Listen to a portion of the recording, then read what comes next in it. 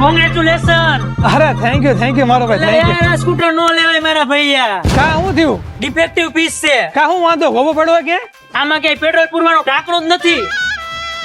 ચાલ મટા યાકુઝાનું Ruby EV scooter હે યાર.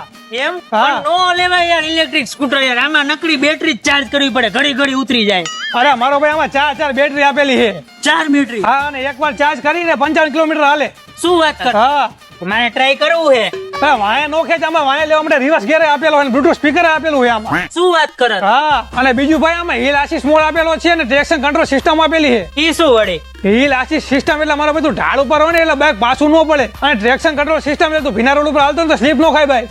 એમ નહી પણ આમાં આટલી બધી સિસ્ટમ તો કેટલું મોંઘું હશે. અરે ના મારો ભાઈ ખાલી ₹1,00,000. લાખ રૂપિયા તને સસ્તા લાગે એમ. અરે ડફોડપુરી વાત તો સાંભળ, 1 લાખમાં 3 સ્કૂટર આપે છે. શું મજાક કરે છે હવે. જા જા. પણ તને ખોટું લાગતું હોય તો સ્ક્રીન ઉપર એડ્રેસ ને કોન્ટેક્ટ નંબર આપી દીધા, તું જોઈ અહીંયા છે. અને જો તમે સ્કૂટરની ચાવી ઘરે ભૂલી ગયા અથવા તો તમારે ચાવી સાથે ન લઈ જાય તો પણ બીજી ઘણી બધી રીતે સ્કૂટર ચાલુ બંધ થઈ શકશે. અને આમાં તમને મલ્ટિપલ કલર ઓપ્શન પણ મળી જશે. સ્ક્રીન ઉપર એડ્રેસ ને કોન્ટેક્ટ નંબર આપી દીધો છે તો પહોંચી જ જાજો.